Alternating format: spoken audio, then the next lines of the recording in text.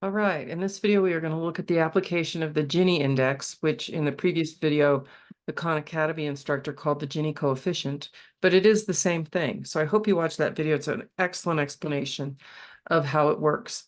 But in this video, we're going to be working on some problems that involve the Gini Index and the Lorenz curve. So if you did watch the video, you learned that they talk about income equality or inequality in a country as being based on the Gini Index, or as they called it, the Gini coefficient.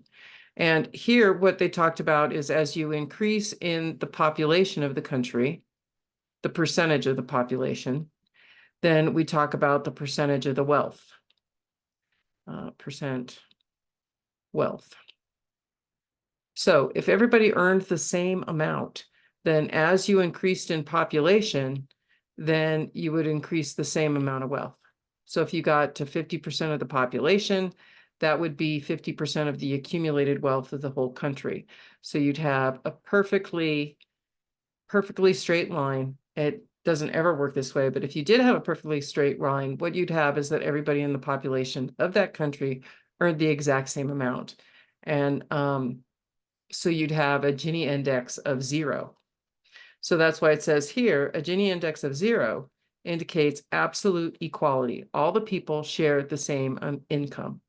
Now, contrary to that, if you were looking at the percent of the population and you started with the lowest income people first, and so this is again, percent of the population. And then over here, you were to measure the wealth of the country and the percent of the wealth.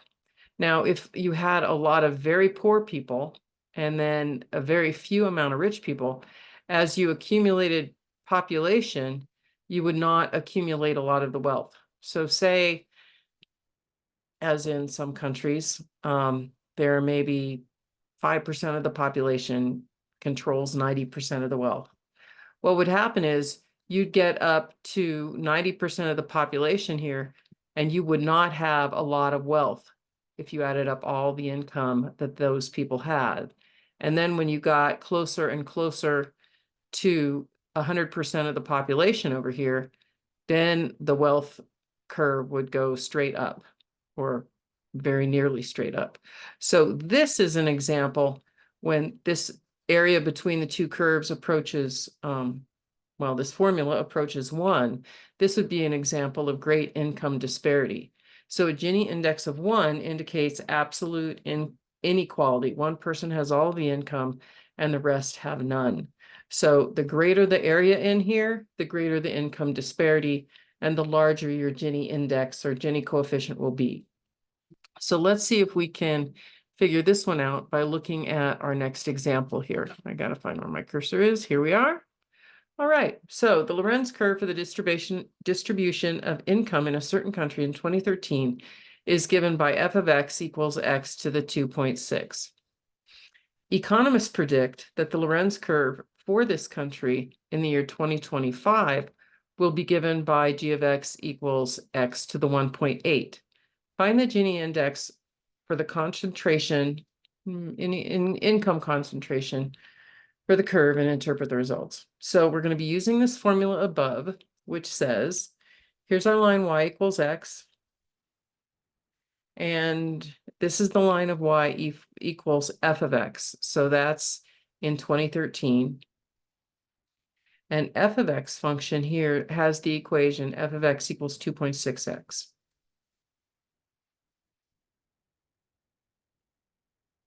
No, that's not right.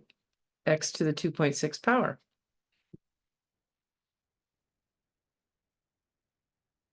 All right, so to find the area in between this curve and use the Gini coefficient, our formula is to take 2 times the integral from 0 to 1 of the top function, which is x, minus the lower y-valued function, which is x to the 2.6. So doing this with respect to x, I should write dx. So integrating this, we're going to get 2. X will become x squared over 2, and x to the 2.6 will become x to the 3.6 because we add 1 and then we divide by 3.6, of course.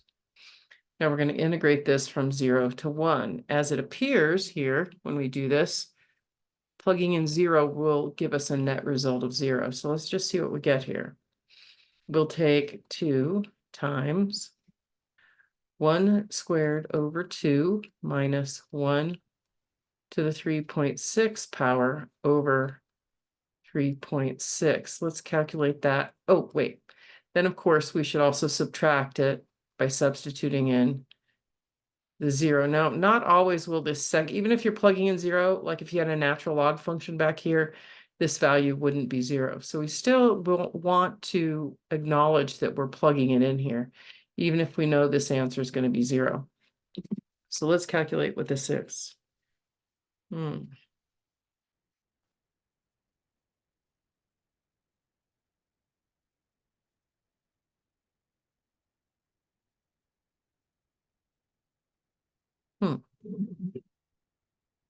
What did you get? The first time I plugged that in, I put a plus here and we wanted to put a minus. So when you substitute the value in, this gives us 0.22 repeating, or 0.22 repeating, 2/9. And then if you multiply that by 2, you get 0.44 repeating. So our Gini index, or our Gini coefficient for the country in 2013 was 0.44. Now, by looking at it, it looks like it's going to get better in, what was this, 2020? Let's see, 2025. Let's give it a try. I'm going to ask you guys to calculate the Gini coefficient, or the Gini index, for this. Use the process we did here, and let's see what you get. To find the Gini coefficient, we do need to take 2 times the integral of my top function, which is the x, minus the lower function, which is x to the 1.8. When you do that, you're going to get 2 times x squared over 2 minus x to the 2.8 over 2.8 from 0 to 1. Integrating that, we substitute in the 1 first and then the 0, and we get 0.2857. Then we look at these numbers and we try to decide, when is there more income disparity? And as we learned in the previous video, the greater the value, the greater the income disparity. So let's answer the question the way it wants to be answered. It asked, find the Gini index of income concentration for each curve and interpret the results. So if this is 2013, okay, here we are. And this is 2025. It looks like there is more income disparity